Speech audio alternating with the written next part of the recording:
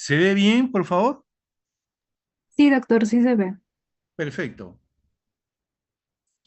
Acuérdense, muchachos, por favor, cuando yo estoy hablando de valvulopatía tricuspidia y mitral, la parte mecánica es la misma. Acuérdense, la parte mecánica, tanto en la mitral como en la tricuspidia, es igual. Lo mismo va a suceder en la parte valvular aórtica y la válvula pulmonar. El mecanismo es el mismo, la alteración es la misma. La diferencia está en que uno corresponde al lado derecho del corazón y el otro corresponde al lado izquierdo del corazón. Y lo que ustedes tienen que hacer es aprender la correlación anatómica de estas cámaras para saber qué signos y síntomas van a dar. Lo del lado derecho tienen unos signos y síntomas que no va a ser repetido por el lado izquierdo. El lado izquierdo se identifica por sus signos y síntomas claramente. Y los signos y síntomas del lado derecho se clasifican y se identifican sin ningún problema con el lado izquierdo. Hay diferencias. Pero desde el punto de vista mecánico, las válvulas, en este caso mitral y tricuspidia, se comportan igual, lo mismo que la aorta y la pulmonar. Entonces vamos a ver a la válvula tricúspide, su anatomía, ya lo mismo, ya identifican a la tricúspide que tiene ahí sus comisuras en tres, la válvula tricuspidea, y ahí está. ¿Qué cosa es la estenosis? Entonces es la obstrucción del pasaje del volumen sanguíneo que viene de la aurícula derecha hacia el ventrículo derecho. Hay una resistencia, no se abre bien la válvula tricuspidia y de acuerdo a la severidad de esta mala apertura van a venir mayores síntomas en su intensidad o en su multiplicidad de presentación. ¿Qué puede ser? Congénita adquirida, y la fiebre reumática en ese momento era una de las causantes también, que ahora es menos. Lo pongo ahí para que no se olviden. Signos y síntomas va en relación a la severidad y etiología. Congestión venosa sistémica, venosa, estamos hablando más del lado derecho.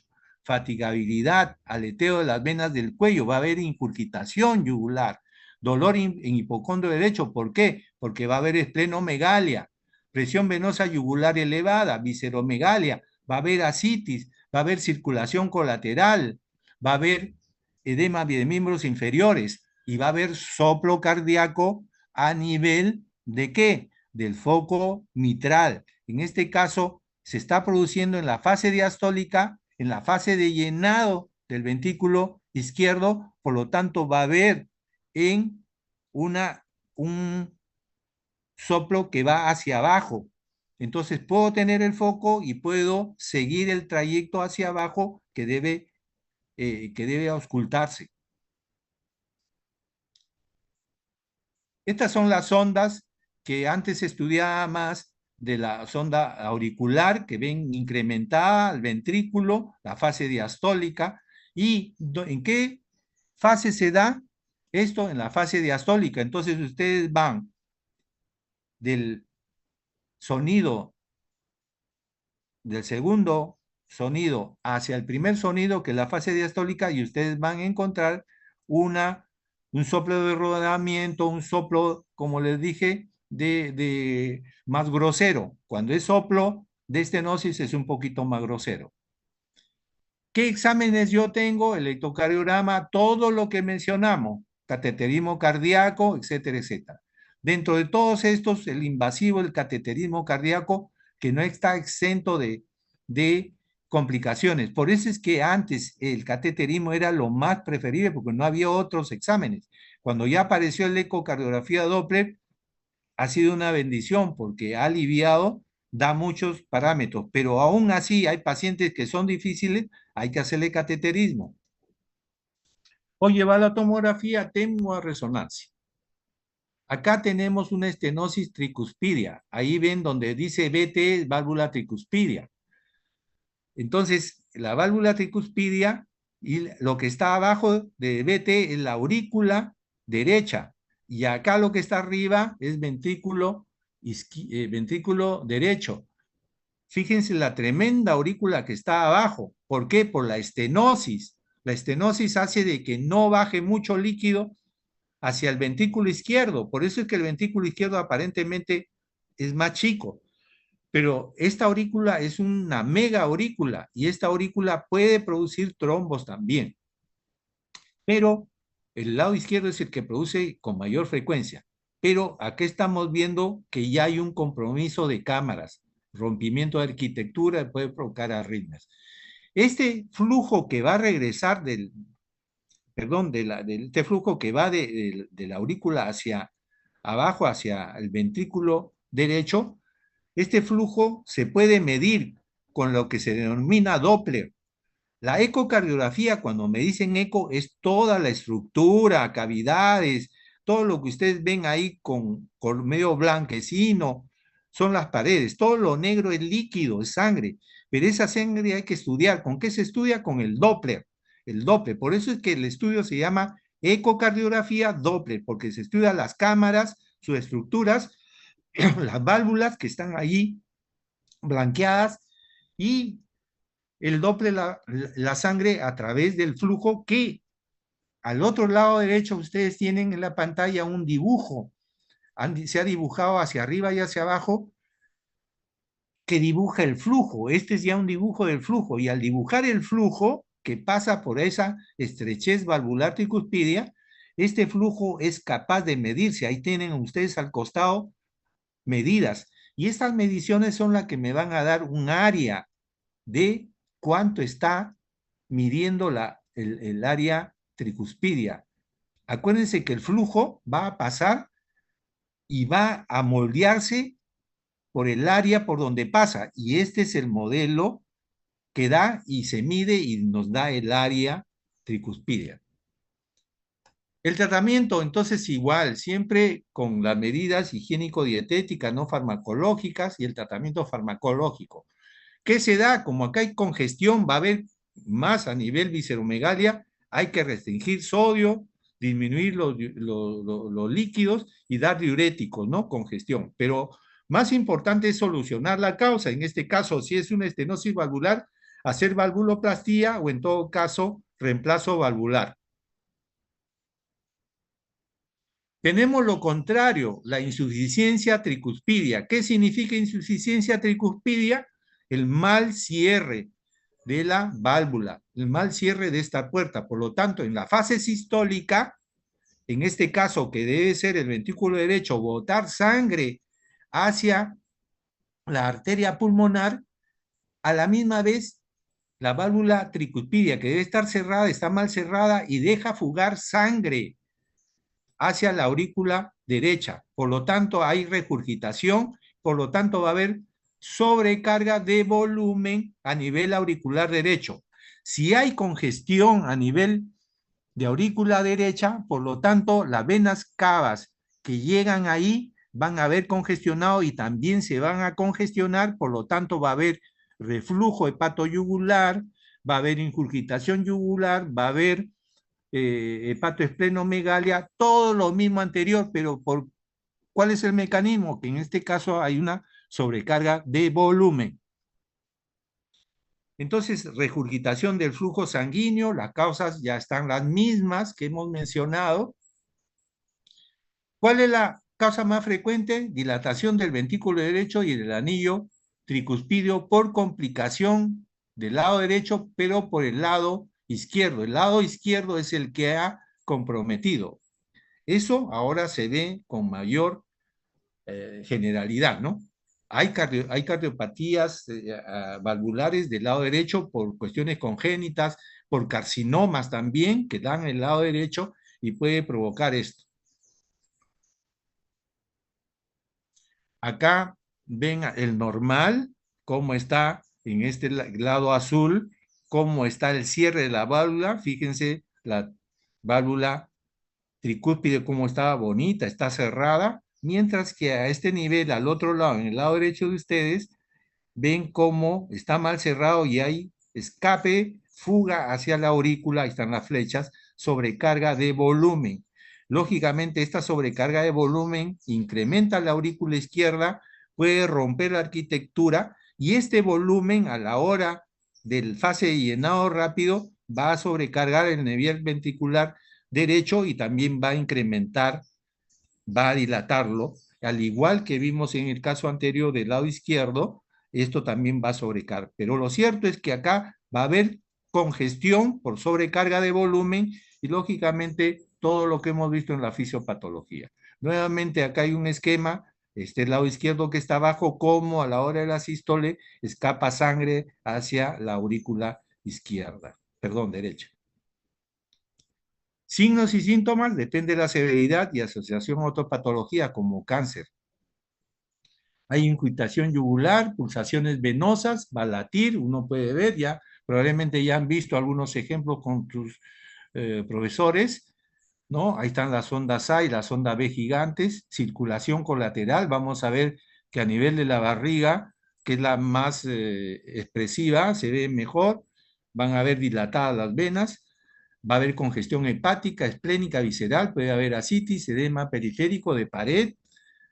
El soplo, en este caso, de insuficiencia es en la fase sistólica, del primero al segundo ruido, en ese ciclo se da, y es generalmente holosistólico, y es suave, es agudo, ¿no?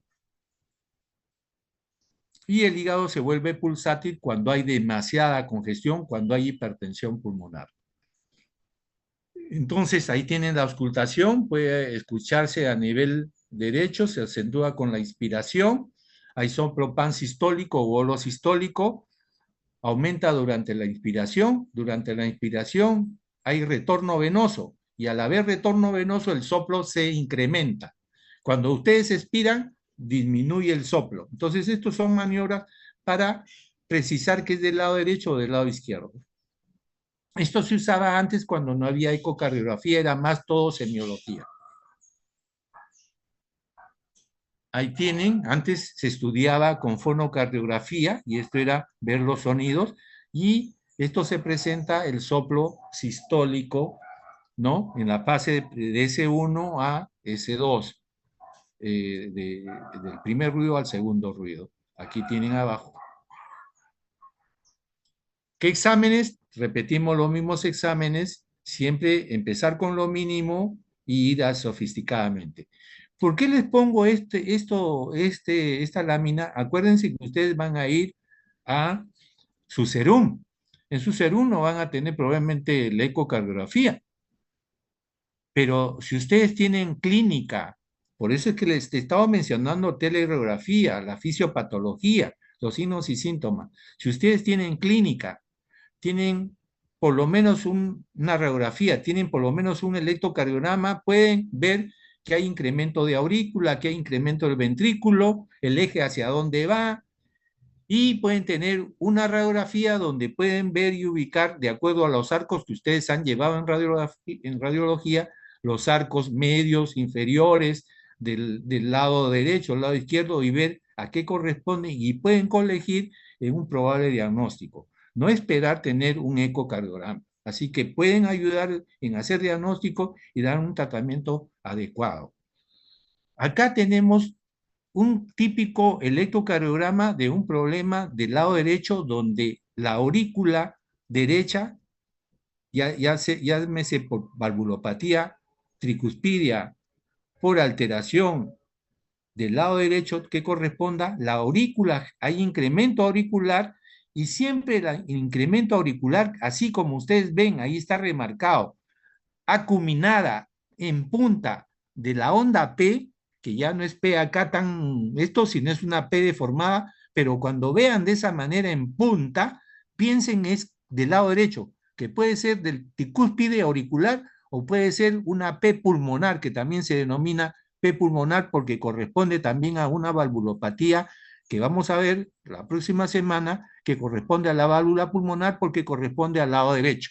Y el lado derecho compromete a la válvula tricúspide y va a comprometer a la aurícula y va a producir. A esta se denomina P tricúspide o P pulmonar, fíjense.